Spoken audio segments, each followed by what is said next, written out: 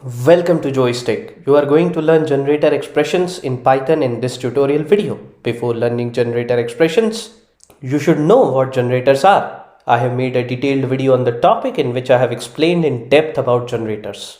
You can watch that video by clicking in the I button up top. Now let's deep dive into generator expressions. To do that, let's head over to PyCharm now. First, we are going to create a generator function that is going to return the cube of even numbers from 1 to 100. So let's start writing it. It will be def and I'll call this generator function as cube generator.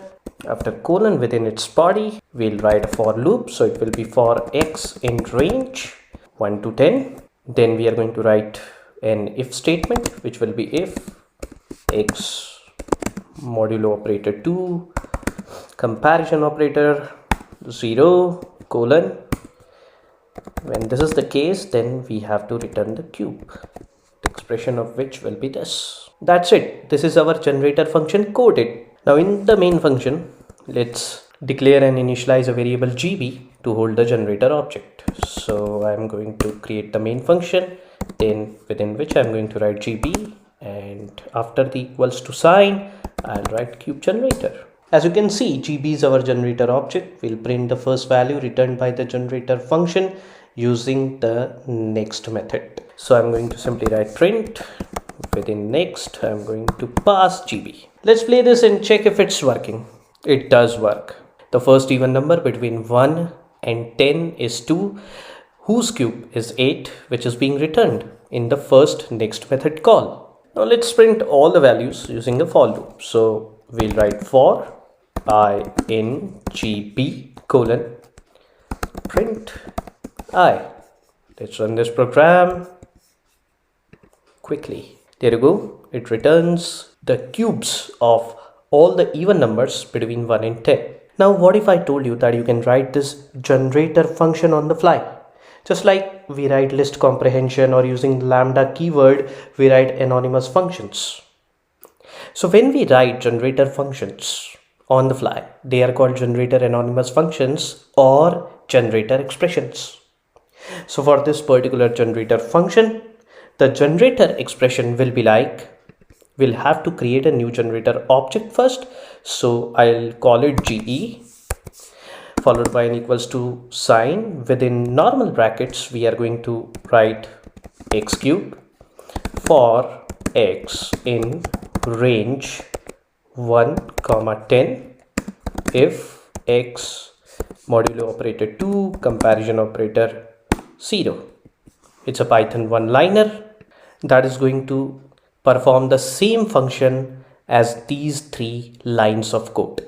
Note that the brackets used over here are normal brackets, unlike list comprehension in which we use square brackets. Let's pass this generator object as an argument to the next method now and check if our generator expression works.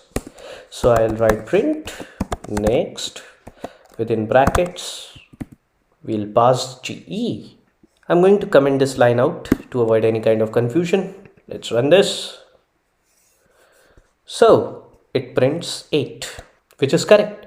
That's what we got when we printed the first returned value of this generator object GB, which is created using our normal generator function. This means that this generator expression is working.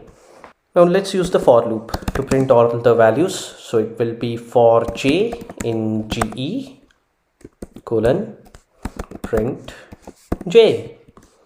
Let me comment this line out. Let's run this. There you go. The cubes of all the even numbers between 1 and 10 are printed. Now, if we want to achieve this functionality using list comprehension, then I am going to copy and paste this code within square brackets. This will give me a list that is iterable, and hence I can print it directly. So I'll print the list. There you go. All the cubes of the even numbers have been printed as elements of the list. So this list li is an iterable, and this generator object G is an iterator. Note that this is the major difference between list comprehension and generator expressions. List comprehension creates iterable and generator expressions create iterator.